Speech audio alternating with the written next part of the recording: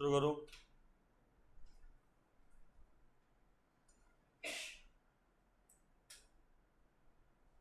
चलो, नहीं रहता ना, कुछ लोग लास्ट में शुरू करते हैं। Come to the point. आज हम प्रैक्टिकल्स के साथ जाएंगे।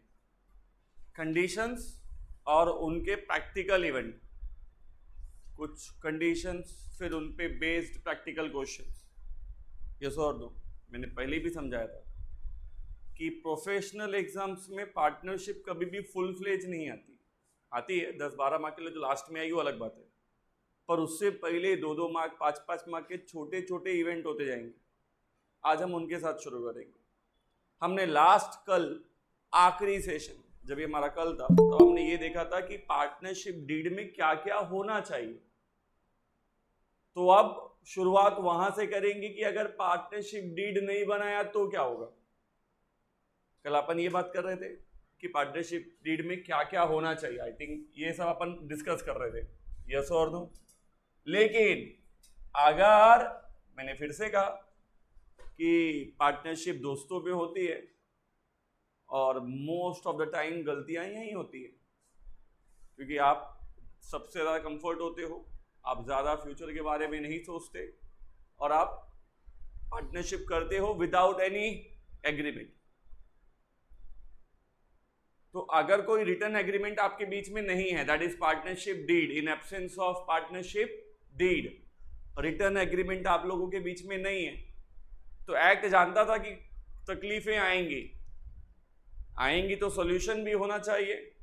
तो सॉल्यूशन ये है कि 5 बातें ऑटोमेटिकली आपके ऊपर लागू हो जाएंगी अगर आपने पार्टनरशिप डीड नहीं बनाया। In case of absence of partnership deed or if partnership deed is silent, मतलब डीड तो बनाया पर उसके अंदर कुछ लिखा ही, वो क्लॉज ही मेंशन नहीं किया, तो ऐसे सिचुएशन में 5 बातें आपको कंपलसरी मालूम होनी चाहिए। सबसे पहला चीज कहते हैं, no partner has to right to a salary, irrespective कि आपने काम किया था नहीं किया था, बहुत किया था, सबसे ज्यादा किया था, उससे कोई मतलब नहीं है। इफ यू वांट सैलरी और a remuneration, please make your partnership deed और वहां पे इसे लिखो, और अगर आपने नहीं लिखा है तो भूल जाओ। क्यों? क्योंकि ये कोई एथिकली कोई सही चीज है ही नहीं। अरे भाई, आपने बिजनेस में अपने बिजनेस में काम किया है, आप अपने बिजनेस में से रेम्यूनरेशन कैसे ले सकते हो? अगर माँ कल को ये बोलना शुरू कर दे कि मैंने घर में खाना बनाया, झाड़ू मारा, बच्चों को संभाला, मेरा सैलरी अलग से दो, पॉसिबल है क्या? अरे तुम मालकिन है भाई, 50% की मालकिन है, तुम अलग से डिमांड। हाँ, चाहिए रहता तो शादी के टाइम पे बोलना मांगता था कि भाई शादी करके आ रही हो, खाना बनाऊंगी, उसका पैसा अलग लूंगी, बर्तन बर्तन धोया, पैसा अलग लूंगी। हाँ या नहीं? मैं एग्जाम्पल बता रहा हूँ, इसे दिल पे मत लो। हाँ या नहीं? लेकिन अगर आप शादी के टाइम पे कुछ नहीं बोले और उसके बाद फिर आप आगे चल के, अरे नहीं, किसी दिन झगड़ा हो गया हस्बैंड से, तो अभी मेरे को सैलरी चाहिए, मैं अगर 2 टाइम बाजी बनेगी, तीसरा टाइम बाजी बनाना पड़ा तो फिर मैं सैलरी लेगी, पॉसिबल? यस और नो? तो एक्ट ने कहा कि अगर आप पार्टनरशिप शुरू कर रहे थे, डीड बनाना चाहिए था, सैलरी चाहिए थी तो लिखना चाहिए था, पर अगर आपने नहीं लिखा है तब आपको कोई सैलरी मिलने वाला नहीं है। यस और no? Next, no interest to be allowed on capital. सीधी सी बात है, आप अपने ही बिजनेस से अपने ही कैपिटल के ऊपर इंटरेस्ट नहीं ले सकते। मैंने कल बताया था इंटरेस्ट ऑन कैपिटल क्यों लगाया जाता है, ताकि लोग कोशिश करें कि ज्यादा से ज्यादा पैसा बिजनेस में हो, बट इसका यह मतलब नहीं है कि आप उसके ऊपर इंटरेस्ट चार्ज करोगे।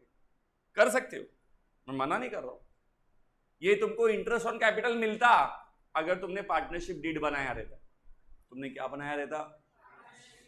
तब उसमें अगर आपने लिखा रहता कि हमको 10%, 15%, 20% इंटरेस्ट ऑन कैपिटल चाहिए, तो आपको खुशी खुशी इंटरेस्ट लेने का अधिकार था ऑन कैपिटल। बट क्योंकि आपने डीड बनाया नहीं, मेंशन नहीं किया, तो अब आपको इंटरेस्ट ऑन कैपिटल मिलेगा। Are you getting my point? Third, interest on capital नहीं मिलेगा तो इंटरेस्ट ऑन देने की भी जरूरत नहीं है। यस और नो? अरे भाई जब इंटरेस्ट ले नहीं सकता तो दे सकता हूं क्या? कहां गया?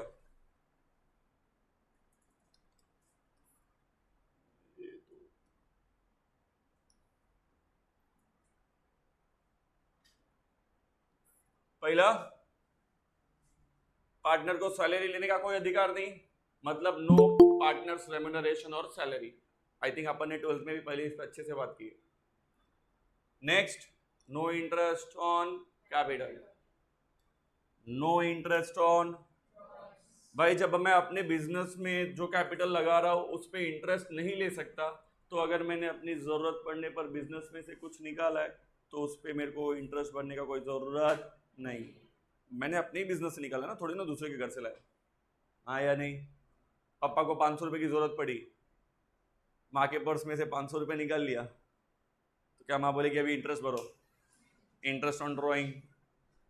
तुम्हारा काम सिर्फ घर में पैसा लाना है, घर से लेके जाना पॉसिबल है क्या? नहीं ना। चाहिए रहता तो पहले बोलना मांगता था शादी के टाइम पे। मैं एग्जाम्पल से कह रहा हूँ, इसे दिल पे मत लेना, हमारे घर में ऐसा नहीं होता, मैं किसी के घर की बात नहीं कर रहा हूँ। Next is interest on partners loan. देखो ये पार्टनर का कैपिटल नहीं है, ये पार्टनर ने दिया हुआ एक्स्ट्रा पैसा है, excess amount over the capital as a loan, as a what, बोल के दिया है, लोन है। हाँ या नहीं? अब लोन पे तो पूरा अधिकार है इंटरेस्ट लेने का। 3 पार्टनर थे, जरूरत पड़ी बिजनेस को पैसे की, तीसरे वाले ने बोला चल मैं बहुत अमीर है, दे देती हूँ 30,000 रुपये, उसने बिजनेस को लोन दे दिया ताकि बिजनेस बच जाए। बच गया बिजनेस, तो अब ये बिजनेस का फर्ज है, फर्म का ये राइट्स है और ड्यूटीज है कि वो उसके ऊपर उसे क्या दे, इंटरेस्ट उसके लोन अमाउंट पे। यस और नो? कितना मिलना चाहिए? कम से कम 6%, कम से कम। तो सर ज्यादा से ज्यादा as per deed, as per, अगर डीड में मेंशन है तब तो टेंशन ही नहीं, जितना बोला है उतना देना पड़ेगा, पर अगर मेंशन नहीं है तो कम से कम 6% तो देना ही। Interest on partners loan, interest on, ध्यान से सुनो, इंटरेस्ट ऑन, सिर्फ लोन नहीं कह रहा हूं। हाँ नहीं तो बैंक से ले लिया लोन, बैंक ने बोला इंटरेस्ट चाहिए, जबरदस्ती 6% उसके हाथ में टेका रहे हो। बैंक का लोन का रेट बैंक जो डिसाइड करेगी वो। यहां पे किसकी बात हो रही है? पार्टनर्स लोन, बरोबर है। Next and then last, profit sharing ratio decide नहीं हुआ है तो इक्वल, डीडी नहीं बनाया, रेशियो ही डिसाइड नहीं हुआ, तो फिर सबको इररिस्पेक्टिव, कोई काम करे ना करे, नॉमिनल हो, वर्किंग हो, कुछ भी हो, उससे कोई फर्क पड़ने वाला नहीं, सबको इक्वल रेशियो में प्रॉफिट डिस्ट्रीब्यूट होगा। ध्यान से, आफ्टर एडजस्टिंग अबव दिस, ये एडजस्ट होने के, ये चारों एडजस्ट होने के बाद फाइनल में प्रॉफिट बांटा जाएगा। इस बात का हमेशा ख्याल रखें। प्रॉफिट का बंटवारा कब होता है? पार्टनर्स के बीच में, जब सारे एडजस्टमेंट हो जाए। अब एडजस्टमेंट 2 तरीके के होते हैं, एक होते हैं बाहर वाले एडजस्टमेंट, एक्सटर्नल एडजस्टमेंट, और एक होते हैं इंटरनल एडजस्टमेंट। क्या होते हैं? इंटरनल एडजस्टमेंट बोला तो related to the partners, related to the, जैसे कि interest on capital, interest on drawing, yes और नो, इसको छोड़ के, यस और नो, पार्टनर का रेम्यूनरेशन और सैलरी, पार्टनर का रेम्यूनरेशन, पार्टनर की सैलरी, पार्टनर का इंटरेस्ट ऑन कैपिटल और इंटरेस्ट ऑन ड्रॉइंग, ये चारों चीजें फर्म की इंटरनल लायबिलिटी है। फर्म की कौन सी लायबिलिटी है? कौन सी लायबिलिटी है? लोन कभी इंटरनल लायबिलिटी नहीं होती, loan treated as a external liability, चाहे लोन पार्टनर से लिया हो या किसी और से, loan is a loan, yes और नो। बट ये 4, ये सिचुएशनल है, इंटरनल लायबिलिटी, यस और no. Are you getting my point? Sir आप ये क्यों इतना बता रहे हो? हमको मालूम है। नहीं मालूम तो है, लेकिन अब मैं जो कुछ नया सिखाऊंगा वो इन 4 बातों पे डिपेंड करेगा। तो कम टू द पॉइंट। अरे सॉरी, नोटबुक लाए ना रे सबने? बहुत बढ़िया, चलो शुरू करते हैं एग्जांपल से। पहला क्वेश्चन कहते A and B, page number कितना है? 10.12, 10.12, गुड। हाँ 10.12 बराबर है उसका, पेज नंबर के हिसाब से 12वां पेज, 10वां चैप्टर का 12वां पेज मिला। चलो, दो पार्टनर है, A and B commenced business in a partnership on 1st January 2022, आया नहीं? No partnership agreement was made either oral or written, दोस्ती सर पर सवार है, ना ही ओरल एग्रीमेंट किया है ना ही रिटर्न एग्रीमेंट, बरोबर है भाई? पहले कर ले खत्म, हम इधर फालतू में आए, तू इधर ही आ जा, 2 मिनट रुक जा, मैं भागूंगा थोड़ी, तेरे को छोड़ के भाग जाऊंगा? ऐसा है क्या कि तुम लोग से पहले मैं भाग जाऊंगा? रेस तो नहीं चालू है, टेंशन मत ले, तेरा समय आएगा, मैं ऐसे ही हथियार रख दूंगा, मैं तुझे देवता की तरह देखता हूं। अभी और भी टेंशन है? बहुत बढ़िया, गुड। चलिए, तो इन्होंने कोई भी एग्रीमेंट किया ही नहीं, मतलब पार्टनरशिप डीड बना ही, मैं आगे नहीं पढ़ूंगा, पहले इतना ही समझ लो, डीड नहीं बनाए मतलब वो 5 की 5 बातें लागू हो गई। सैलरी मिलने वाला, interest on capital, interest on drawing, interest on partner loan 6%, आया नहीं? और प्रॉफिट डिस्ट्रीब्यूशन इक्वल, बरोबर क्या? बहुत बढ़िया। बोलते दे कॉन्ट्रीब्यूटेड, ए ने कितना कॉन्ट्रीब्यूट किया था? 40,000, और बी ने कितना कॉन्ट्रीब्यूट किया था? 10,000 रिस्पेक्टिवली ना, 1 by 1 ए और बी का 40 और 10 कैपिटल था। In addition A also advance, अभी ए ऑल्सो एडवांस्ड का मतलब ए ने लोन दिया, एडवांस्ड बोला तो लोन, एडवांस्ड बोला तो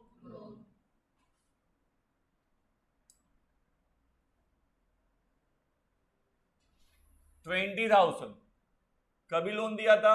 1 जुलाई 2022, 1 जुलाई 2022 को उसने कितने का लोन दिया था? 20,000।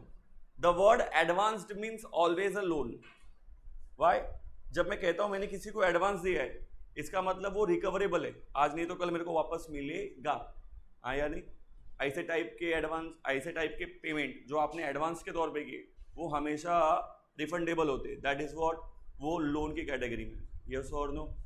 तो चलो, A meet with a accident on 1st April 2022 and could not attend the partnership business up to 30th June 2022।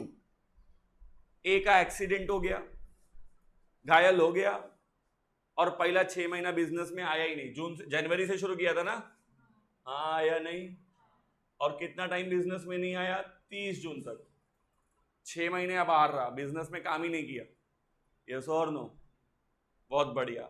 The profit of the year ended 31 दिसंबर 2022, इनका साल कैलेंडर ईयर है, 1 जनवरी से शुरू होता है, 31 दिसंबर को खत्म होता है, आया नहीं? इनका फाइनेंशियल ईयर नहीं, कौन सा ईयर है? Calendar year. तो कैलेंडर ईयर दिसंबर 31 2022 को खत्म हो रहा है, एक साल खत्म होने पे इनका प्रॉफिट कितना हुआ? 50,600। प्रॉफिट कितना हुआ? 50,600। अब वो बोलते हैं disputes having been arising between them for sharing profits, और अब झगड़ा होएगा, हो गया झगड़ा, क्यों हो गया? ए और बी थे, शुरू साथ में किया, फिर ए 6 महीना गायब रहा, हाँ या नहीं? हाँ, लेकिन ए ने लोन भी दिया था, कितना लोन दिया था? 20,000। कभी दिया था? 1 जुलाई को, मतलब वो 6 महीना एडमिट होके था, उसके बाद आया तो उसने बिजनेस को लोन भी बेचारे ने दिया, लेकिन वो 6 महीना काम नहीं किया था, हाँ या नहीं? अब साल के एंड में प्रॉफिट हुआ 50,600 रुपए का, 50,600 का प्रॉफिट हुआ। अब बट दोनों में प्रॉब्लम क्या है कि प्रॉफिट को लेके, कि प्रॉफिट कैसा डिस्ट्रीब्यूट होगा, दोनों का अपना अपना क्लेम है। पहला ए का क्लेम, पहला जरा सुनते ए क्या बोलता है। तुमको पहली बार जज बनने का मौका मिला है, खुद को जज के जगह पे रखो, लोग अपनी केसेस बता रहे हैं, आजू बाजू मत देखो, कोई वकील नहीं है, ये 2 लोग हैं और तुमको उनका सेटलमेंट कराना है। ए कहता है he should be given interest at the rate 10% per annum on capital and loan। ए का पहला डिमांड क्या है कि मेरे को 10% इंटरेस्ट ऑन कैपिटल भी चाहिए और 10% इंटरेस्ट ऑन लोन भी चाहिए। अच्छा देता हूं, रुक। Profit should be distributed in proportion of capital. 1.5 आना बन रहा है। 40,000 कैपिटल दिया था ना, इसको मालूम है कि मेरा कैपिटल ज्यादा है, तो ये बोल रहा है अभी प्रॉफिट किसके हिसाब से बढ़ना चाहिए, कैपिटल के हिसाब से। बहुत अच्छी बात है, गुड। सुना हमने, गुस्सा मत करो, बस सुनो उसको। तो अभी हमें अच्छी अच्छी बात बता रहा है कि इसको 10% इंटरेस्ट ऑन कैपिटल चाहिए, 10% इंटरेस्ट ऑन लोन चाहिए और प्रॉफिट कैपिटल के रेशो में चाहिए। चलो कोई बात नहीं। हाँ तू भाई, बी की बारी, दूसरा पंडर। A net profit should be shared equally. इसका डिमांड ये है कि प्रॉफिट तो बराबर बराबर बढ़ना चाहिए। अच्छी बात है। He should be allowed remuneration, हाँ इनको सैलरी भी चाहिए, 1,000 रुपया पर मंथ ना। किस पीरियड का? During the period of his illness, क्योंकि जितना 6 महीना ए नहीं था इसने अकेले ने संभाला, तो ये कहता है उस 6 महीने के दौरान का मुझे 1,000 रुपया मतलब 6,000 रुपया चाहिए। क्या चाहिए? सैलरी।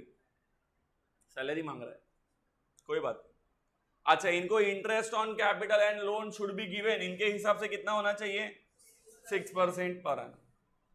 पर ये क्या कहता है कि नहीं, इंटरेस्ट ऑन कैपिटल और इंटरेस्ट ऑन लोन कितना होना चाहिए? 6%। ये 10% मांग रहा है, ये 6% बोलता है।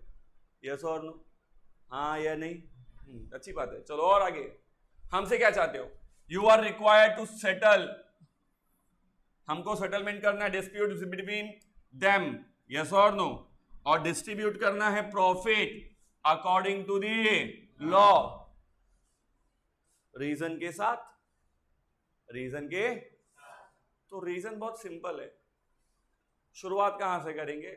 सबसे पहला, क्योंकि पार्टनरशिप डीड नहीं बनाया ना, यहां पे पार्टनरशिप डीड बना है क्या? No partnership agreement was made either in oral और, तो मेरे आंसर की शुरुआत पहली लाइन किसमें होनी चाहिए? In absence of partnership deed following 5 provisions should be applicable as per Indian Partnership Act 1932। आया नहीं? यस और नो? इंडियन पार्टनरशिप एक्ट 1932 के हिसाब से 5 बातें ऑटोमेटिकली लागू हो जाएंगी, क्योंकि पार्टनरशिप डीड बना ही। यस और नो? हाँ या नहीं? कौन कौन सी 5 बातें?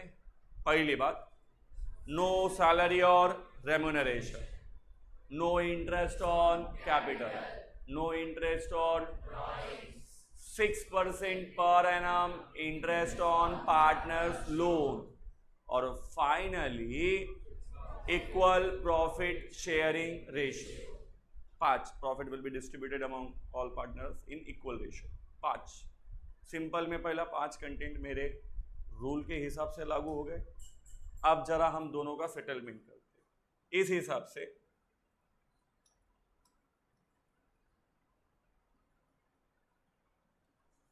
तो सिंस, क्योंकि उनका, मेरे को लिखने के लिए बोर्ड चाहिए अभी, ऐसा तो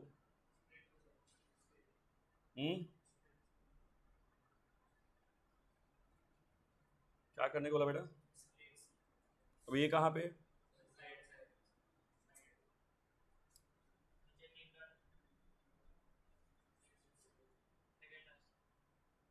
ये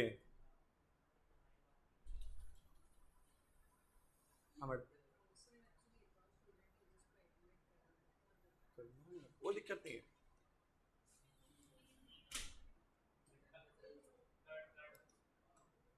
थैंक यू, बहुत बढ़िया। अब आएगा ना मजा? ये हो गया काम का बात।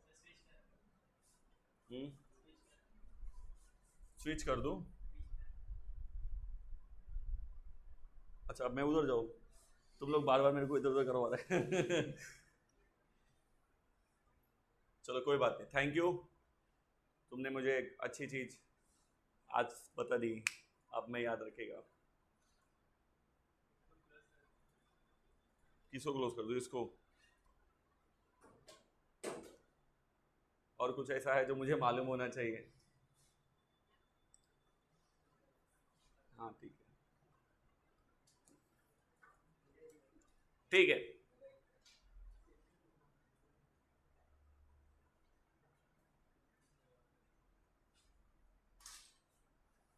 एक सेकेंड, एक स्टूडेंट और एडमिट करने गए।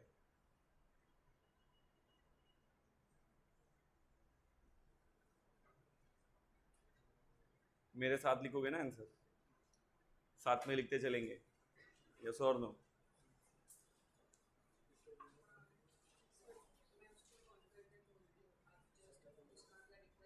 मैं, हाँ मैरिड।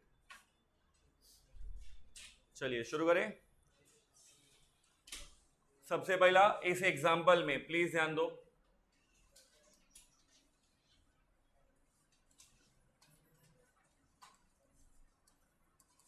एग्जाम्पल के इस क्वेश्चन में सिंस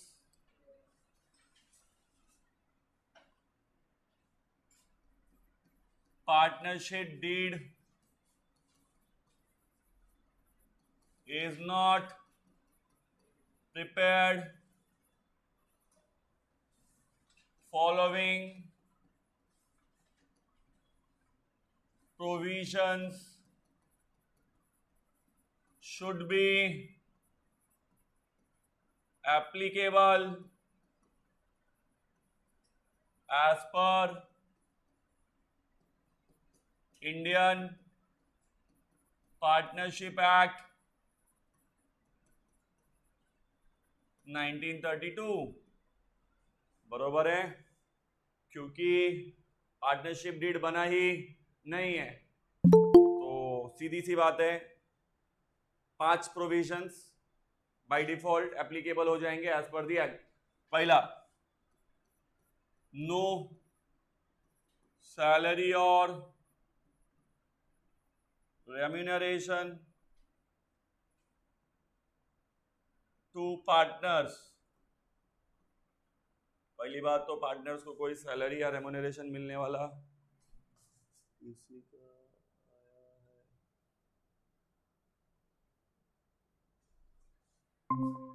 हाँ, तो नो सैलरी और remuneration to partners. Number 2,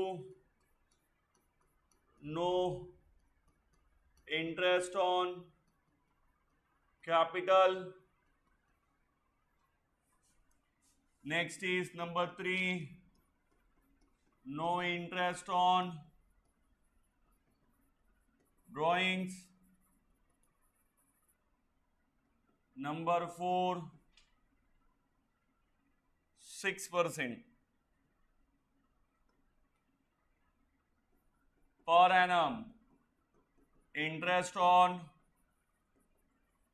partner's loan। And finally, equal profit sharing ratio.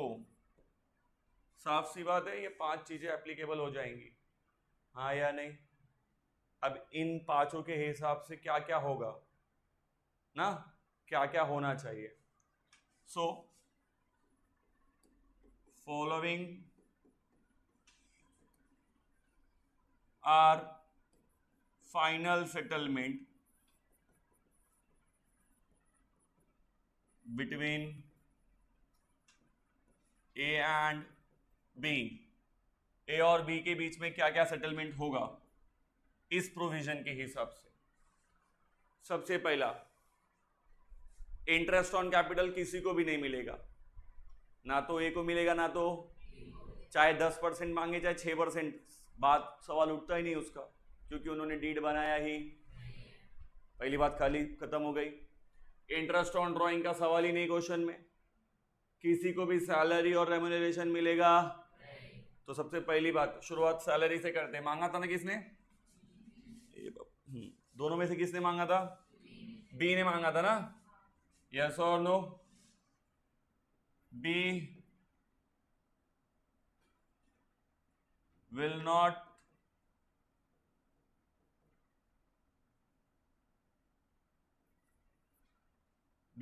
be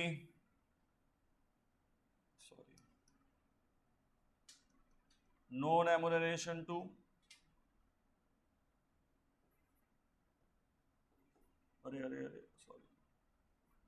no remuneration to B, पहला तो बी को कोई रेम्यूनरेशन मिलेगा, no interest on capital allowed to both, दोनों को कोई भी इंटरेस्ट ऑन कैपिटल मिलेगा, दोनों ने मांगा था, एक ने 10% एक ने 6% पर मिलेगा। तीसरा, इंटरेस्ट ऑन ड्राइंग का सवाल है ही नहीं, क्वेश्चन में उन्होंने मांगा ही नहीं है, यस और नो। हाँ, लेकिन तीसरा इंपॉर्टेंट चीज क्या है, बी लोन किसने दिया था, ए ने ना, ए will get 6% per annum interest on his loan, बराबर है ना, दैट इज, काउंट करके निकालेंगे, ध्यान तो देखो, इंटरेस्ट ऑन लोन मैं काउंट कर रहा हूं, उसने लोन कितना दिया था हमको, 20,000 ना, हाँ या नहीं, इसके ऊपर इंटरेस्ट कितना मिलना चाहिए, 6%, हाँ या नहीं। इसने लोन कभी दिया था, 1 जुलाई, सॉरी कभी दिया था, 1 जुलाई 2022 को दिया था ना, तो लोन लेके कितना महीना हुआ, जुलाई, अगस्त, सितंबर, अक्टूबर, नवंबर और दिसंबर, साल तो दिसंबर में खत्म हो रहा है ना, तो इंटरेस्ट ऑन लोन कितना टाइम का देना पड़ेगा, सिर्फ 6 मंथ, कितना मंथ, 6 मंथ, तो 6 महीने के हिसाब से जरा कैलकुलेटर लेके आए क्या रे, कितना आया,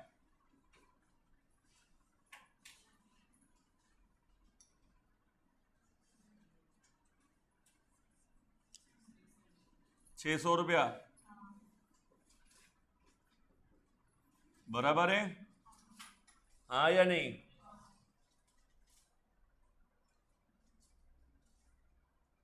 यस और नो। चलो 3 बातें हो गई, रेम्यूनरेशन नहीं मिलेगा, इंटरेस्ट ऑन कैपिटल नहीं मिलेगा, 6% के हिसाब से ₹600, ए को क्या मिलेगा, इंटरेस्ट ऑन हिज लोन, हाँ या नहीं। लास्ट वेरी इंपॉर्टेंट, भी जगह नहीं है, ऊपर कैसे जाने का, अच्छा नया पेज, गुड। चौथी बात, last very important, now distribution of profit ना, डिस्ट्रीब्यूशन ऑफ प्रॉफिट, चौथा आखिरी चीज यही है। तो सबसे पहला हमारा नेट प्रॉफिट कितना था, 50,000, बराबर है, ये कब का था, बिफोर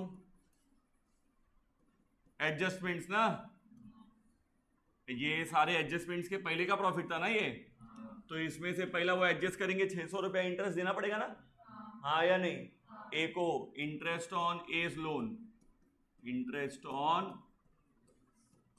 एज लोन, ए के लोन पे कितना, ₹600 इंटरेस्ट पे कर देंगे ना, तो अब फाइनली प्रॉफिट कितना बचेगा, 50,000, है कि नहीं, यस और नो। और ना ये 50,000 दोनों में डिस्ट्रीब्यूट कर सकते ना अपन, that is what is capital, बीस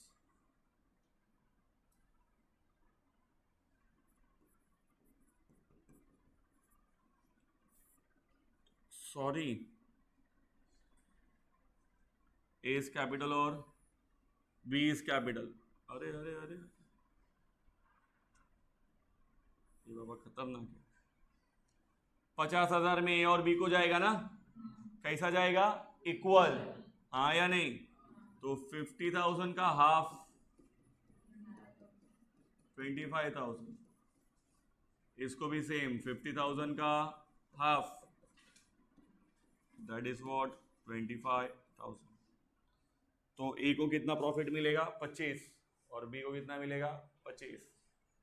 ध्यान रखना, जरूरी नहीं कि तुमको मॉडल एग्जाम में लिखना है, एग्जाम में पूछेगा तो तुम्हारा प्रेजेंटेशन अलग होना चाहिए, सबको 100 में से 100 नहीं मिलता, are you getting my point. तो वो हर साल बेहतर स्टूडेंट चाहते हैं। तो तुम्हें अपनी बातों को इस तरीके से लिखना है जिससे कि तुम्हारा प्रेजेंटेशन उनको इजीली अंडरस्टैंडेबल हो जाए। ये कोई बाय हार्ट करके लिखने वाला कंसेप्ट नहीं है। अकाउंटेंसी में चीजों का आंसर सही होना चाहिए। यस और no? Are you getting my point? Sir हमारा आंसर उनके लिखने के तौर तरीके से अलग है। हाँ ठीक है ना, बट हमारे आंसर में और उनके आंसर में कोई डेविएशन नहीं। बात समझ में आया क्या? यस और नो? कंसेप्ट समझा? हाँ या नहीं? ऐसा रिलेटेड क्वेश्चन आता है 2 मार्क्स से लेके 5 मार्क के बीच में, अभी अपने को आगे भी आएगा। क्लियर है? समझा सबको? हुआ लिख के सबका? सबने लिखा? साथ में लिखा ना सबने?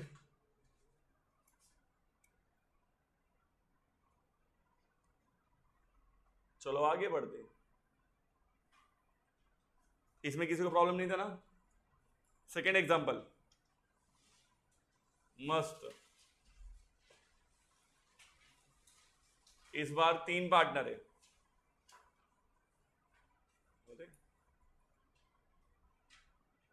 ठीक है, इस बार कितने पार्टनर है? कहते A B and C. Page number 10.13 मिला सबको?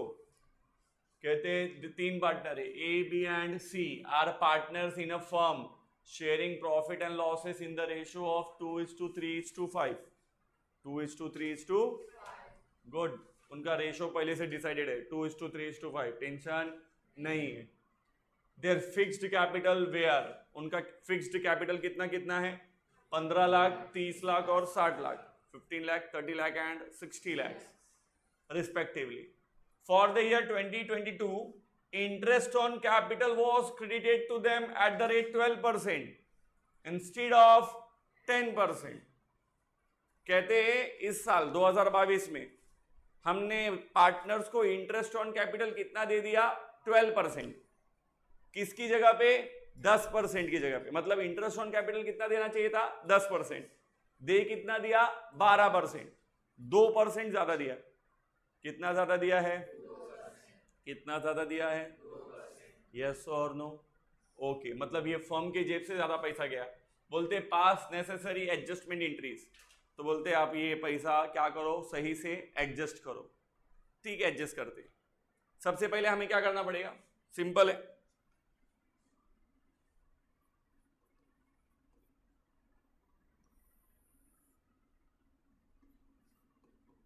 distribution of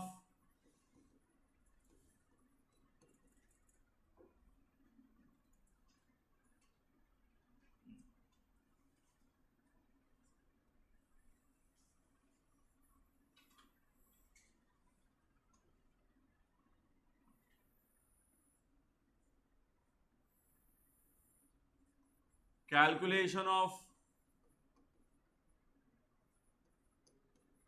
final settlement. Yes और नो? इनके बीच में फाइनल सेटलमेंट कैसा होना चाहिए उसका कैलकुलेशन करते हैं, उसके हिसाब से जर्नल एंट्री पास करेंगे। यस और नो? कितने पार्टनर है? 1 2 3 पार्टनर है ना? हाँ या नहीं? कौन कौन है? ए बी और सी, और टोटल बोला तो फर्म, तीनों का मिला के फर्म ने जितना इनको मिलेगा उतना फर्म देगा। अरे भाई इनको इंटरेस्ट ऑन कैपिटल मिला मतलब फर्म ने इंटरेस्ट ऑन कैपिटल दिया। यस और नो? अच्छा, सबसे पहले इनको मिलना कितना चाहिए था? That is interest payable. कितना था एक्चुअली? इनको मिलना कितना चाहिए था? 10% ना? कितना मिलना चाहिए था? 15 लाख पे 10% बोला तो कितना होना चाहिए? 1.5 लाख। कैपिटल के ऊपर ना? हाँ या नहीं? यस और नो? और अच्छे से लिख दूं क्या? इंटरेस्ट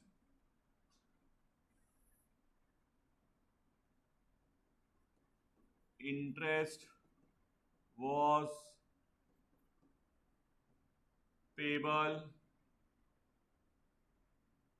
on capital ना? इंटरेस्ट ऑन कैपिटल कितना पेबल था? 10% एनुअल के हिसाब से पर एनम। तो सीधी सी बात है ए का जरा देखो कितना कैपिटल है, 15 लाख, तो कितना मिलता, 1.5 लाख।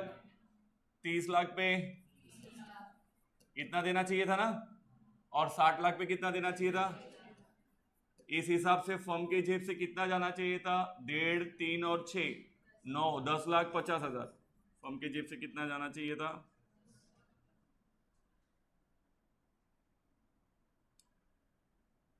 10,50,000। कुछ ज्यादा छोटा हो गया ना, चलिए 10,50,000, यस और नो। अच्छा, इतना हमें देना चाहिए था, बट हमने ऑलरेडी कितना दे दिया, तो हमने ऑलरेडी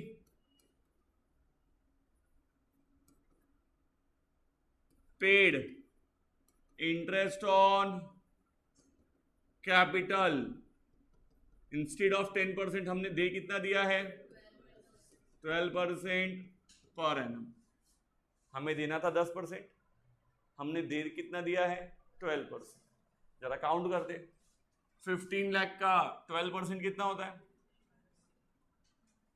15 लाख का 12% निकालो, 1,80,000। 30 लाख का 12% निकालो,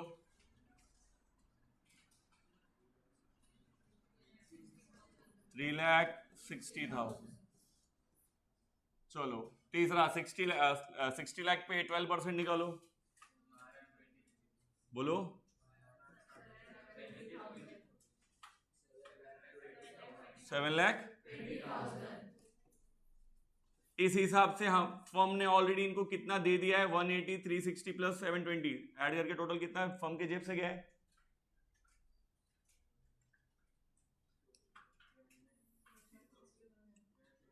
12 लाख। फर्म के जेब से 12,60,000 गया है ना, इसका मतलब देयरफॉर एक्सेस अमाउंट पता चलेगा ना, 1,50 देना था, 1,80 दे दिया है, 30,000 एक्स्ट्रा दे दिया है, एक्सेस है ना, हाँ या नहीं। 3 देना था, 3,60 दे दिया है, कितना ज्यादा दिया है, 6 देना था, 7,20 दिया है, कितना ज्यादा दिया है। इसमें सबको समझ में आता है क्या, इस हिसाब से फर्म की जेब से एक्स्ट्रा कितना निकल गया है,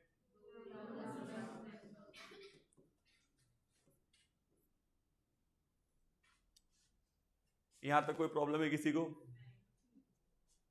अब जितना पैसा फर्म के जेब से एक्स्ट्रा गया है, अगर वो रिटर्न होएगा तो फर्म के लिए क्या बन जाएगा, इनकम। उसकी वजह से फर्म का प्रॉफिट क्या हो जाएगा, बढ़ जाएगा। फर्म का प्रॉफिट क्या हो जाएगा, सीधी सी बात है ना भाई। अगर ये इतना देना था, हमने इतना दिया था, इतना हमने एक्स्ट्रा दे दिया है, यस और नो। तो जो भी आपने एक्स्ट्रा दिया है फर्म उसे एडजस्ट करेगा, एडजस्ट करेगा तो रिवर्स कर देगा। एक्स्ट्रा गया है मतलब वो रिटर्न मिलेगा ना, मिलेगा तो पॉजिटिव, यस और नो। फर्म को 2,10,000 मिलना चाहिए, हाँ या नहीं, यस और नो। रिसीवेबल है ना फर्म को, एक्सेस अमाउंट जो गया है वो फर्म के लिए क्या है, receivable as a final settlement, yes और नो। ये क्या है,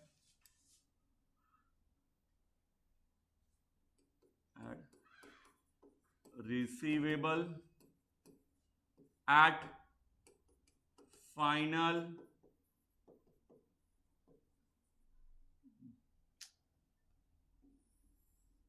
रिसीवेबल एट, अरे बाबा पेन नहीं चला, रिसीवेबल एट सेटलमेंट।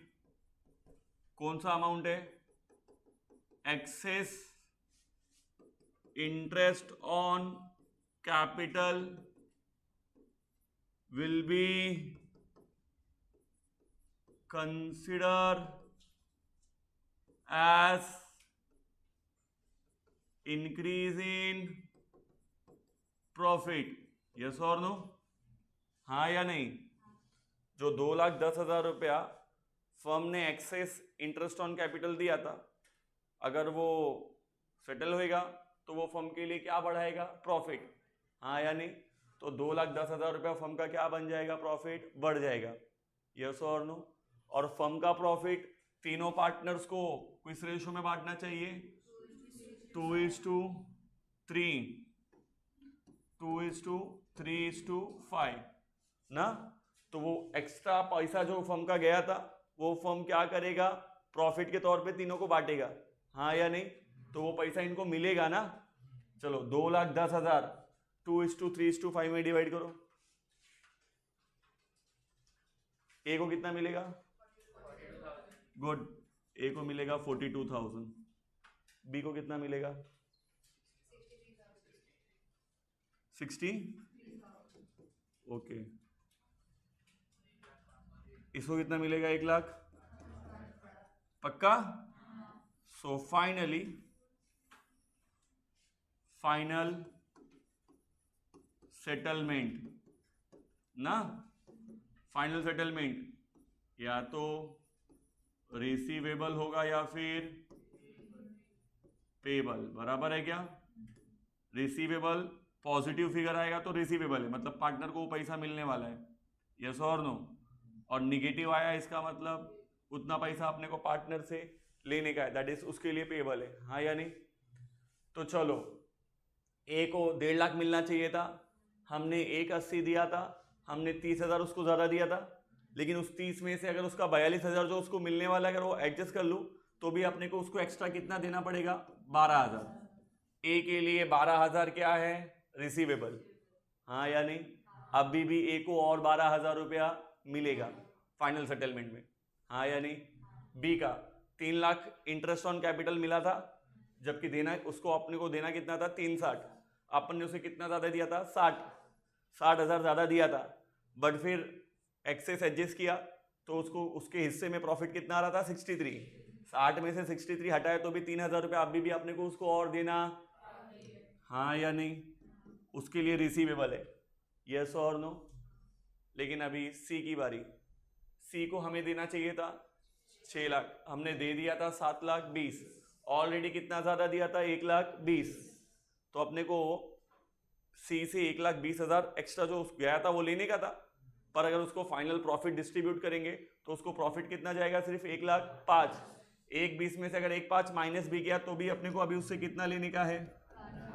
निगेटिव आ रहा है ना, मतलब इतना पैसा सी को देना पड़ेगा, सी अभी फर्म को इतना पैसा और देगा, यस और नो। सी के साइड से क्या है? पेबल है, इनके साइड से रिसीवेबल है, इनको मिलेगा, और इसके लिए क्या है? पेबल, ये पैसा भरेगा, यस और नो।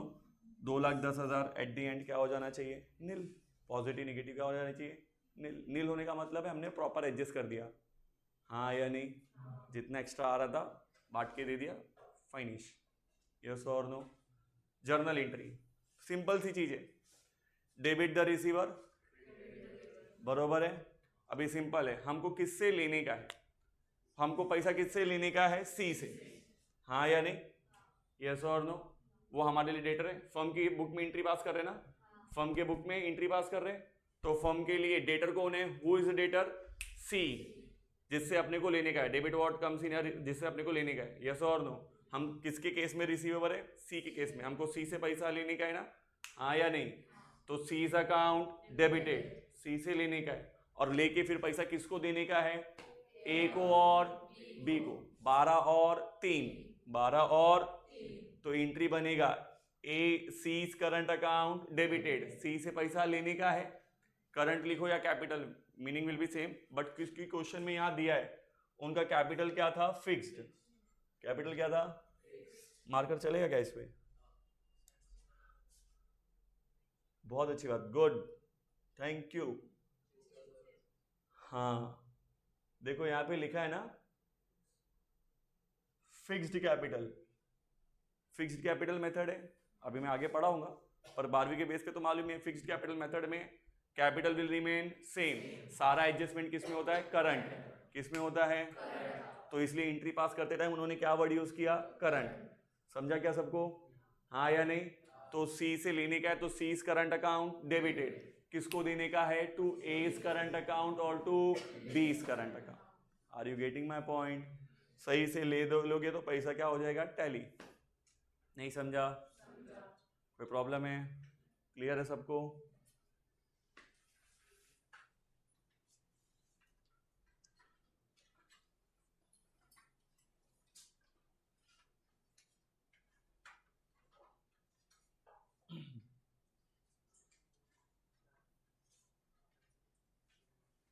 जल्दी करिए।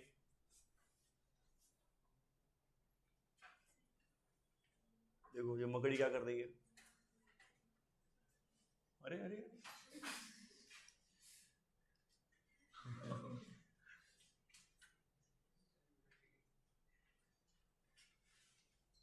सही है, मेहनत पे पानी फेर रही है।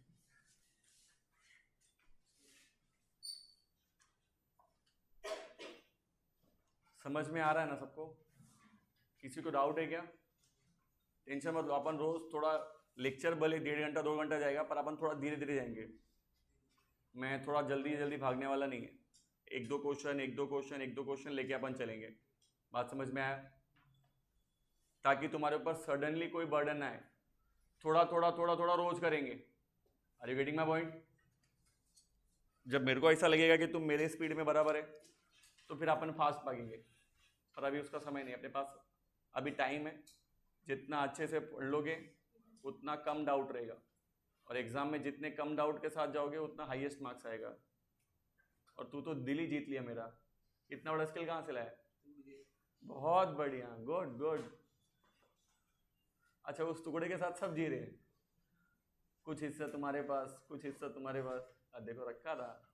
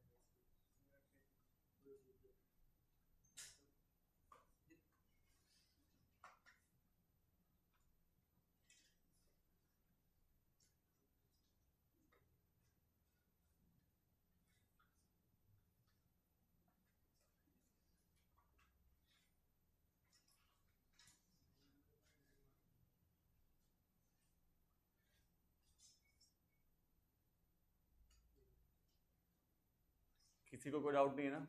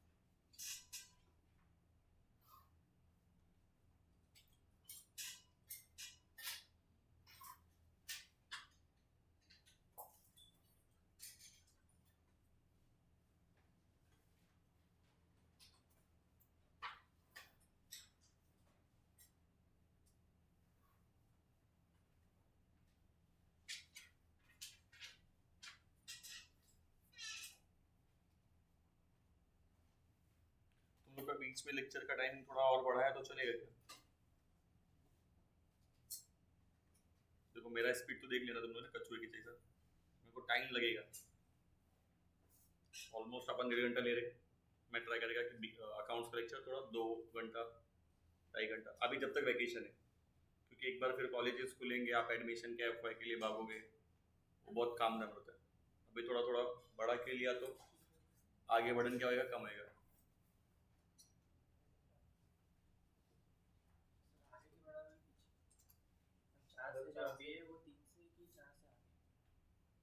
जैसा सुटेबल रहेगा मेरे को, मैं टाइम टेबल में नहीं सेट करता, जो भी टाइम टेबल आएगा मैं उनमें अपना, मैं पढ़ाने के लिए दिन भर फ्री रहता हूँ। हाँ बेटा मैं सुबह इधर 7 बजे आता हूँ, रेगुलर टाइम है, सुबह 7 बजे आता हूँ, रात के 9 बजे आता हूँ। ये मेरा सिर्फ इधर पे सूटकेस नहीं है। नहीं तो लास्ट ईयर कुछ लोग देखते थे मेरे को, सुबह भी आए तो भी मैं मिलेगा, दोपहर में आएगा तो भी मैं ही मिलेगा, रात को देखेगा तो भी मैं मिलेगा, बस मैंने शटर बंद नहीं किया था।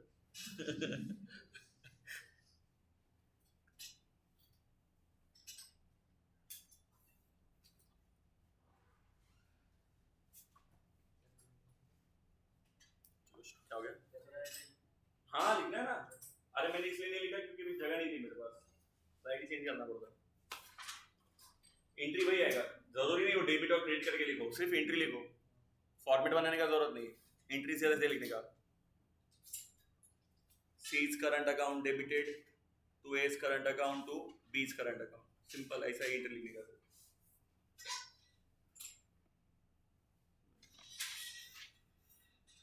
Back to work.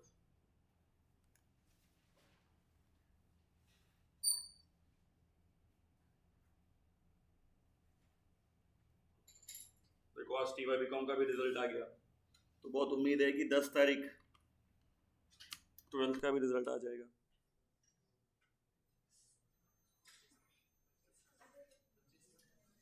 दस का टाइमिंग लगभग तय है 12th के लिए। देखो काउंटडाउन आज से चालू हो गया है। रिजल्ट बोर्ड जो महाराष्ट्र का स्टेट बोर्ड का जो रिजल्ट डिपार्टमेंट है उसने कहा था 7 to 10 के बीच में हम डिक्लेयर करने का कोशिश करेंगे। तो आज 7 तारीख हो गई, आज नहीं आया मतलब कल आ सकता है। कल नहीं तो परसों। बकरी की अम्मा कब तक खैर मनाएगी।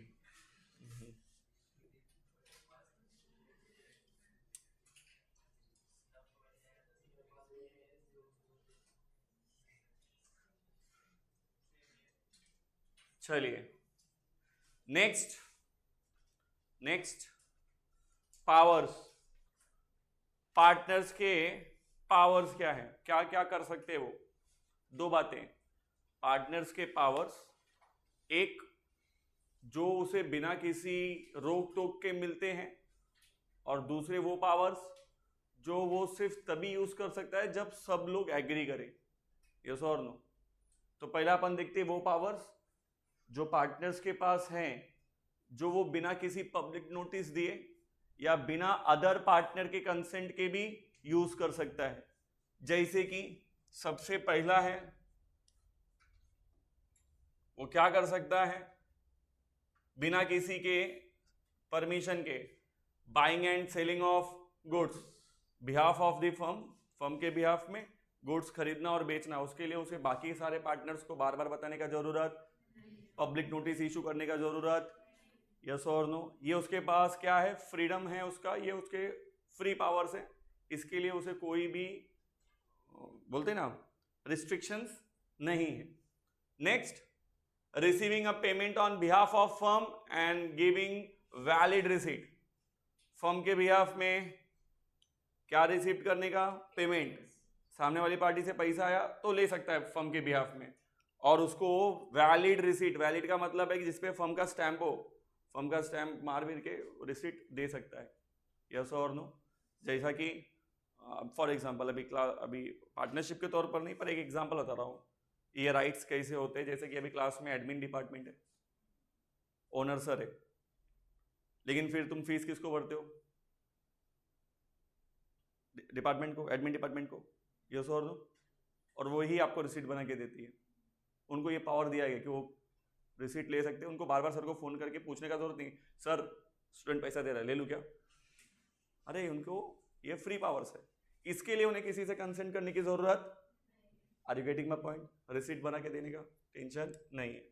इसके अलावा इनको तीसरा पावर क्या है, ड्रॉइंग चेक्स, ये चेक्स ड्रॉ कर सकते हैं या फिर विड्रॉ कर सकते हैं, एक्सेप्टिंग और endorsing the bill of exchange and promissory notes in the name of firm, firm के नाम पे चेक बना सकते हैं, यस और नो, या फर्म के बिहाफ में बिल ऑफ एक्सचेंज इंटर कर सकते हैं। बिल ऑफ एक्सचेंज बोला तो अपन गुड्स के लिए जब भी ट्रांजेक्शन करते हैं उधारी का प्रोमिसरी नोट बनाते हैं, तो वो भी पार्टनर कर सकता है।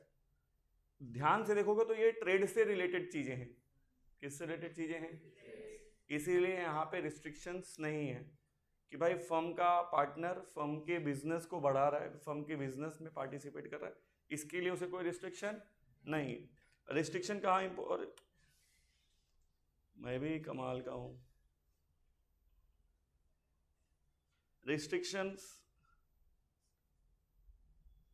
नेक्स्ट, बिना रिस्ट्रिक्शन के और क्या कर सकता है, borrowing money on behalf of the firm with और without pledging of inventory in trade. Pledge करने का मतलब है गिरवी रखे, तो जो इन्वेंट्री है बोला तो क्लोजिंग स्टॉक, यस और नो, गुड्स का स्टॉक, उस स्टॉक को चाहिए तो वो प्लेज भी कर सकता है और बिना प्लेज किए भी फर्म के बिहाफ में क्या ले सकता है, लोन। फर्म को लोन चाहिए, फर्म को पैसे की गरज है, तो उसका कोई भी पार्टनर, ये उसका पावर है कि वो फर्म के बिहाफ में क्या ले सकता है, लोन, हाँ या नहीं। और लोन लेने के लिए वो क्या कर सकता है, वो चाहे तो प्लेज कर सकता है, नहीं चाहिए तो नहीं भी कर सकता। किसका प्लेजिंग होना, स्टॉक का, इन्वेंट्री बोला तो स्टॉक का, क्लोजिंग स्टॉक का, यस और नो। नेक्स्ट,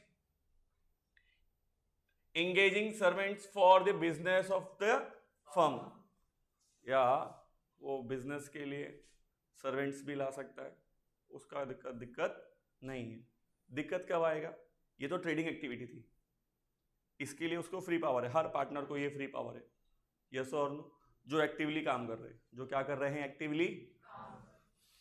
अच्छा, अभी कुछ पावर है जो कुछ लिमिटेशन के साथ है, जैसे कि in certain cases an individual partner has no power to bind the firm, firm को रिस्ट्रिक्ट, अरे मेरा गलती, सीख रहा हूं। कुछ केसेस में जो इंडिविजुअल पार्टनर्स हैं उनके पास ये कोई पावर नहीं है कि वो फर्म को क्या कर दे, बाइंड, बाइंड करने का मतलब बांध के रखने, बाध्यता की बात, रिस्ट्रिक्ट कर दे, यस और नो। उनके पास ऐसा कोई पावर नहीं है कि वो फर्म को रिस्ट्रिक्ट करवा ले, या मतलब वो फर्म को रोक के वो काम वो खुद कर सके कुछ जगहों पे। This is to state that third parties cannot bind the firm unless all the partners have agreed। ये वो पावर्स हैं जब कब काम करेंगे, जब सारे पार्टनर एक साथ होंगे। अगर सारे पार्टनर सहमत नहीं है तो कोई इंडिविजुअल पार्टनर ये डिसीजन नहीं ले सकता, हाँ या नहीं। उन पावर्स में क्या क्या चीजें आने वाली हैं, सबसे पहला है submitting a disputes relating to the firm arbitration. अगर फर्म से जुड़ा हुआ कोई समस्या है, आर्बिट्रेशन है, कोई डिस्प्यूट्स है, यस और नो, तो कोई अकेला व्यक्ति इसके लिए क्या नहीं कर सकता, फाइलिंग नहीं कर सकता, सारे पार्टनर्स का कंसेंट होना बहुत जरूरी है, यस और नो। नहीं तो क्या होगा, लोग अपनी पर्सनल दुश्मनी फर्म के नाम पे निकालेंगे। Are you getting my point. तो ऐसे केसेस जहाँ पे आप ट्रेडिंग के अलावा कोई काम है, अभी ये सब ट्रेडिंग के अलावा काम है, तो यहाँ पे बिना सारे पार्टनर को कंसेंट किए कोई अकेले ये डिसीजन नहीं ले सकता। Opening a bank account on behalf of the firm in the name of partner, मैं उस फर्म का पार्टनर हूं, इस नाम पे, अब फर्म के नाम पे पार्टनर बन के मैं नया अकाउंट ओपन करना चाहूँ अकेले तो नहीं कर सकता, फर्म के सारे पार्टनर्स का उसमें साइन होना चाहिए, यस और नो। ये पार्टनर ही कर सकते हैं, फर्म के बिहाफ में account open as a partner partners कर सकते, पर कोई अकेला एक नहीं, कोई इंडिविजुअल अकेले नहीं कर सकता, सबका साथ में रहना जरूरी है, सबका साइन लगेगा, यस और नो। ये हो गया। कॉम्प्रोमाइज और relinquishment of any claim or portion of the claim by the firm. किसी केस में आप फंसे और गिल्टी पाए गए तो आप दो काम कर सकते हो, या तो कॉम्प्रोमाइज करते हो, हाँ या नहीं, या फिर फाइनल दे लेके हिसाब किताब बराबर, यस और नो। ये काम भी आप अकेले नहीं कर सकते। अगर वो फर्म का है लाइबिलिटी तो सारे पार्टनर्स के होने के बाद ही ये फाइनल हो सकता है। तुम सिर्फ बिहाफ ऑफ द फर्म आप पार्टनर बन के गए और आपने सेटलमेंट कर लिया, बाकी पार्टनर इस बात के लिए तैयार नहीं है तो आप नहीं कर सकते, यस और नो। अगेन ये सब चीजें लीगल एक्टिविटी है, ना कि ट्रेड एक्टिविटी है। ट्रेड एक्टिविटी में सारे पार्टनर को फ्री हैंड होता है, लेकिन लीगल एक्टिविटी में किसी एक को फ्री हैंड नहीं मिलता जब तक सब एक साथ तैयार ना हो। Next, withdrawal of suit. अभी सूट का मतलब है केस, आपने जो फाइल किया था कोर्ट में, जो केस आपने डाला था, आप विड्रॉ नहीं कर सकते। और proceeding filed on behalf of दी, कोई भी अकेला इंडिविजुअल फर्म के बिहाफ में जाके नहीं मैं केस वापस ले रहा हूं, नहीं कर सकता। सारे पार्टनर्स को जाके बोलना पड़ेगा तो ही केस क्या होगा, विड्रॉ होगा। मतलब फॉर एग्जांपल हमारे फर्म ने तीनों के मिलके इसके ऊपर केस कर दिया, यस और नो। अभी इसने कॉम्प्रोमाइज करने का सोचा कि हमारे फर्म में हम सबसे बात करें, तो ये दोनों बहुत गुस्सेले, नहीं माने, नहीं, अब हम कोर्ट में देखेंगे। फिर इसको पता चला कि सर बहुत लालची आदमी है, तो इसने ना मेरे को 10,000 रुपये दिया, बोला सर प्लीज़ आप किधर उन लोग के पागल लोग के बात में बढ़ रहे हैं, आप चुपचाप पार्टनर हो, आप जाओ कोर्ट में से केस विड्रॉ कर लो। अब मैं चाहूं कि 10,000 लेने के चक्कर में मैं जाके विड्रॉ कर लूं तो नहीं कर सकता, क्योंकि ऐसा करने के लिए मेरे को सारे पार्टनर्स चाहिए। अकेला partner on behalf of firm case withdraw नहीं कर सकता। कोई फाइल सूट की गई है तो उसे विड्रॉ नहीं कर सकता। बात समझ में है? नहीं तो क्या होएगा, कोई एक करेगा दूसरा ऐसा करेगा, तो अगले टाइम पे फिर दूसरा की तरफ फंसा रहेगा तो वो ऐसे ही करेगा, तो इससे क्या होगा, अराइवल्स क्रिएट हो जाएंगे एक दूसरे के। Are you getting my point? इसीलिए ऐसे पावर दिए ही नहीं गए। तो तुमको सिर्फ इतना ध्यान देना है कि अगर ट्रेड एक्टिविटी है तो पावर्स बहुत है इंडिविजुअल्स को, पार्टनर को, लेकिन जब लीगल एक्टिविटी आएगी तो सारे पार्टनर्स का कंसेंट होना बहुत जरूरी है। Admission of any liability in the suit और प्रोसीडिंग अगेंस्ट द फर्म। अगर आप उसमें कोई लायबिलिटी जोड़ना चाहते हो किस केस में, या प्रोसीडिंग बोला तो वही कोर्ट का जो प्रोसीडिंग चालू है, जो तारीख पड़ रही है, हियरिंग चालू है, उसमें कुछ और एक्स्ट्रा लायबिलिटी ऐड करना चाहते हो तो अकेले नहीं कर सकते। हम 3 थे, एआई सेटलमेंट के लिए नहीं किया, यस और नो। फिर हम किसी दूसरी पार्टी में थे जहाँ इसको भी इनवाइट किया था, मेरे को भी इनवाइट किया था, मैं एग्जांपल बता रहा हूँ, और फिर इसका और मेरा बहस हो गया, यस और नो। फिर इसने ना मेरे को एक झापड़ मार दिया, मैं बोला भी रुक दिखाता हूँ तेरे को। तो जो केस ऑलरेडी फर्म ने डाला है इसके ऊपर, मेरे को अपना पर्सनल गुस्सा निकालना था, मैं उसमें और एक क्लॉज जुड़वाने गया कि इसने हम फर्म के पार्टनर के ऊपर हाथ उठाया। ये ऐड नहीं हो सकता। क्यों नहीं हो सकता? जब तक वो सब नहीं कहते कि हाँ ये झगड़ा फर्म में हुआ था। ये मेरा पर्सनल है ना, मैं पर्सनली अपना भी एलिगेशन उस सूट में ऐड नहीं करवा सकता। Are you getting my point? बात समझ में आया? ऐसा इंडिविजुअल पार्टनर नहीं कर सकता। बात समझ में आ रहा है मेरी? नेक्स्ट,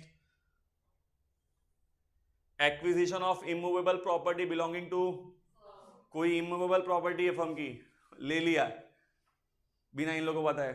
हमने बहुत सारी जमीनें खरीदी थी, यस और नो, और मानपाड़ा पुलिस स्टेशन के सामने वाली जमीन हमारी थी। ये लोग विदेश में रहते थे, मैंने उस पर अपना खुद का बंगला बांध दिया बिना इनको बताए। ऐसा मेरे को अथॉरिटी, यस और नो। अगर कोई इमूवेबल प्रॉपर्टी बिलोंग करती है फर्म को तो उसे कोई भी हथिया नहीं सकता, कोई भी इंडिविजुअल पार्टनर अकेले हथिया। Are you getting my point? Next, ये हो गया ना, entering into partnership on behalf of the, yes और नो। हम एक वेंचर कर रहे हैं ऑलरेडी, एक बिजनेस में हम फर्म में पार्टनर हैं, और एक ये नया डील लेके आई, एक बिजनेस डील लेके आई। तो इसने बोला सर देखो मुझे ना आपके फर्म का नाम चाहिए, तो मैं चाहती हूँ कि आपका फर्म हमारा पार्टनर बन जाए, पूरा फर्म इनका पार्टनर बने, ऐसा चाहती है। तो मैं बोला ठीक है मीटिंग करते। यस और नो? मेरे को तो प्रॉफिट दिख रहा था, लेकिन इन लोग को ना डाउट हो रहा था कि नहीं नहीं नहीं, इसके साथ बिजनेस किया तो कल को अपने फर्म का नाम खराब होगा। यस और नो? इनको ऐसा डर था, ये लोग रिजेक्ट कर दिया। यस और नो? अब इस सिचुएशन में मैं ऐसा नहीं कर सकता कि नहीं नहीं ऐसा कैसा, मैं भी पार्टनर है, मैं चाहता हूँ कि बिजनेस हो, तो मैं इनके साथ एग्रीमेंट में जाना चाहता हूँ, पार्टनरशिप करना चाहता हूँ, नहीं कर सकता। फर्म के बिहाफ में अकेला कोई पार्टनर किसी पार्टनरशिप में enter, are you getting my point? कि मैं नहीं ऐसा ही कैसा, तुम्हारा है तो मेरा भी फर्म है ना, तुम्हारा अकेले का थोड़ी है, ऐसा नहीं बोल सकता। अगर फर्म को किसी के साथ पार्टनरशिप करनी है तो सारे पार्टनर का एग्री होना बहुत, कोई अकेला ऐसा नहीं कर सकता। नहीं समझा? ये कुछ उसके पावर्स है, ये सब उसके कुछ थियरी का लास्ट पार्ट था, अभी इसमें कुछ नहीं है। यस और नो? चलो प्रैक्टिकल्स। अकाउंट्स, पार्टनरशिप के अकाउंट आप सबको मालूम है, similar to sole trading concern के जैसा होते हैं, हाँ या नहीं? यस और नो? पार्टनरशिप के फाइनल अकाउंट्स सोल ट्रेडिंग के फाइनल अकाउंट जैसे ही होते हैं, मतलब यहां पे भी ट्रेडिंग अकाउंट होता है, प्रॉफिट एंड लॉस अकाउंट होता है और बैलेंस शीट होता है, बस थोड़े से चेंजेस आते हैं। क्या चेंजेस आते?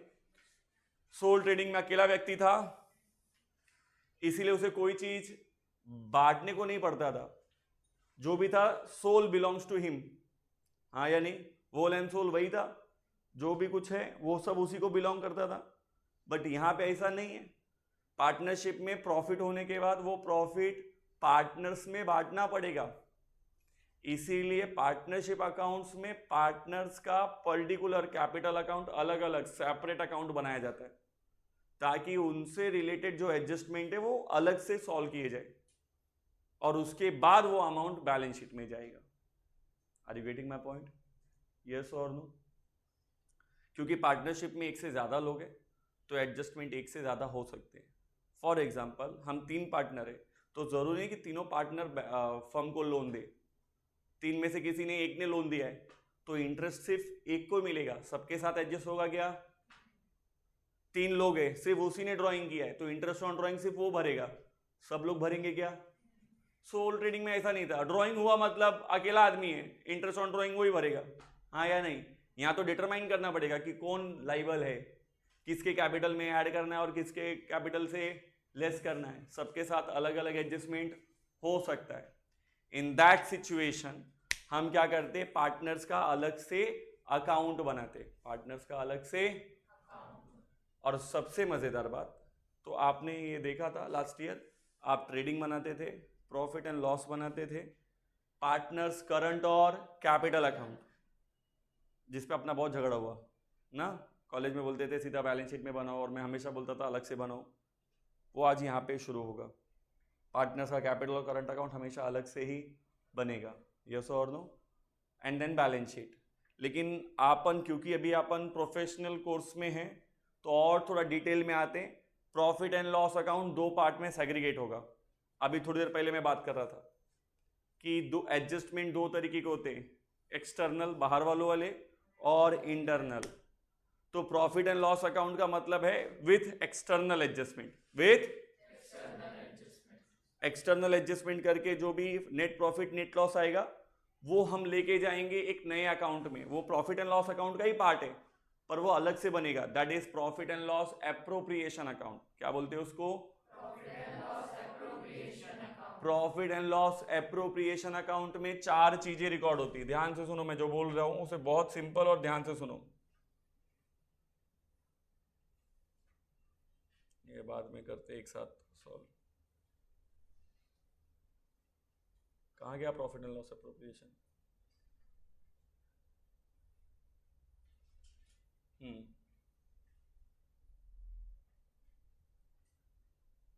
अरे एग्जांपल पे आ गया। Profit and loss appropriation, profit and loss appropriation में सिर्फ 4 एडजस्टमेंट ही होंगे। P&L अकाउंट से जो भी नेट प्रॉफिट नेट लॉस आया है वो सीधा कैपिटल या करंट में नहीं जाएगा, वो पहले क्या होएगा? फिल्टर होने के लिए कहाँ जाएगा? प्रॉफिट एंड लॉस एप्रोप्रिएशन में। Profit and loss appropriation account is similar to profit and loss account, it is a part of a profit and loss account, only here we will record the internal adjustments। जैसे कि partner का interest on capital, तो interest on capital के कितने effect देते थे अपन? 2। एक तो पार्टनर्स कैपिटल में इफेक्ट होता था और दूसरा P&L में होता था, बट अब वो P&L में नहीं होगा, वो कहाँ होगा? Profit and loss appropriation. तो profit and loss appropriation account में 4 एडजस्टमेंट होते हैं, मैं बता देता हूं, अभी थोड़ी देर पहले बताया था। इसमें 4 चीजें रिकॉर्ड होने वाली। पहला, interest on capital, interest on profit and loss appropriation में से कुछ ही चीजें रिकॉर्ड होती है, सब नहीं रिकॉर्ड होता। पहला क्या रिकॉर्ड होगा? Interest on capital, interest on drawing, interest on drawings, लिख के रख लो, बाद में भूलना नहीं, इधर पे दिया नहीं, बाद में आएगा तो कहोगे सर ने नहीं बताया। तीसरा, पार्टनर्स का रेम्यूनरेशन, पार्टनर्स का remuneration, that is salary, commission, yes और no? Are you getting my point? Partner के लोन का जो इंटरेस्ट है वो यहां नहीं, लोन मैंने कहा था लोन तो एक्सटर्नल में ही काउंट होता है, यस और नो? हाँ या नहीं? और उसके बाद distribution of profit, distribution of balance profit ना, यस और नो? यहां पे बस यही 4 काम होने वाले। क्या क्या रिकॉर्ड होने वाला है? जो भी प्रॉफिट एंड लॉस अकाउंट से नेट प्रॉफिट नेट लॉस आएगा वो यहां पे आएगा। यहां पे फिर अगर कोई पार्टनर का इंटरेस्ट ऑन कैपिटल है तो उसका second effect, interest on drawing है तो उसका सेकेंड इफेक्ट, पार्टनर्स का सैलरी रेम्यूनरेशन है तो उसका सेकेंड इफेक्ट, और उसके बाद ये एडजस्ट करने के बाद जो भी फाइनल प्रॉफिट या लॉस रहेगा वो डिस्ट्रीब्यूट होएगा ऑल पार्टनर्स में। Are you getting my point?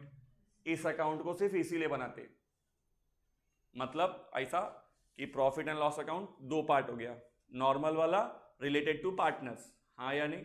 क्योंकि हमें मालूम है कि पार्टनर्स के जो एडजस्टमेंट है उनके कितने इफेक्ट होते हैं, कितने होते हैं?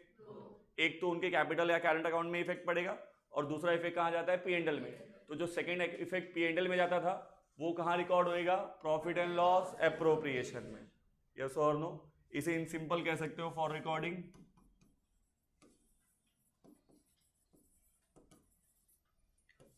इफेक्ट्स ऑफ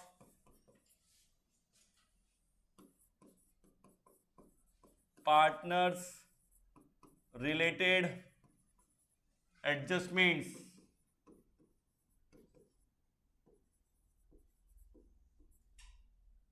ना, यस और नो? सेकेंड इफेक्ट, कौन सा effect? Second effect. First effect तो उनका उनकी अकाउंट में होता है, पार्टनर्स का जो एडजस्टमेंट है उसका पहला इफेक्ट पार्टनर्स के कैपिटल में ही होता है। सेकेंड इफेक्ट कहाँ जाता है? P&L में। तो वो जो सेकेंड इफेक्ट P&L में जाता था वो सेकेंड इफेक्ट कहाँ पे लिखोगे? प्रॉफिट एंड लॉस एप्रोप्रिएशन का, यस और no? Profit and loss. Last year तुमने फाइनल अकाउंट बनाते टाइम पे जर्नल एंट्री नहीं पढ़ी थी ना? किसी ने पढ़ाया था? किसी ने भी पढ़ा है क्या अकेले? ऐसा किसी को लगता है कि मैंने पढ़ा है? जैसे इंटरेस्ट ऑन कैपिटल तो इसकी जर्नल एंट्री क्या होगी? पढ़ा है? इफेक्ट 2 होंगे वो मैं जानता हूं, हाँ या नहीं? एडजस्टमेंट लिखते थे उसके 2 इफेक्ट लिखते थे, ये इधर डेबिट में उधर क्रेडिट में, ऐसा लिखा है सबने, सबने ऐसे ही पढ़ा है ना? और हर एडजस्टमेंट की अपनी जर्नल एंट्री होती है। तो जर्नल एंट्री पढ़ी है क्या? अगला लेक्चर की शुरुआत हम जर्नल एंट्रीज के साथ करेंगे। मैं तुम्हें एडजस्टमेंट्स की पहले जर्नल एंट्री सिखाऊंगा, उसके बाद वो जर्नल एंट्रियां कैसे इफेक्ट करती हैं, वो पोस्टिंग कैसे बनती है वो सिखाऊंगा। Last year we are in घाई कि 12th है, बोर्ड एग्जाम है, तो तुमने क्या किया था? बिना बेसिक देके सीधा पोस्टिंग, पहला इधर दूसरा इधर, काय को इधर काय को उधर, मीनिंग समझ लिया पर एंट्री नहीं। अकाउंटिंग का बेस ये है कि बिना किसी जर्नल एंट्री के पोस्टिंग होती ही, बिना जर्नल के लेजर होता है क्या? बिना जर्नल के पोस्टिंग होती ही, तो जर्नल एंट्रीज तो इंपॉर्टेंट है। तो मैं अभी तुमको ऐसे कुछ कुछ जर्नल एंट्रियां सिखाता हुआ चलूंगा और उनकी पोस्टिंग भी। बात समझ में आया? अपना अगला target profit and loss appropriation है, अपन अभी आगे यही सॉल्व करने वाले, जर्नल एंट्रीज और उनका लेजर पोस्टिंग्स। नहीं समझा? सबको समझा? जो पढ़ा रहा हो समझ में आ रहा है? किसी के दिमाग में कोई डाउट है? थैंक यू वेरी मच, आज के लिए इतना बहुत है। चलिए, शुक्रिया।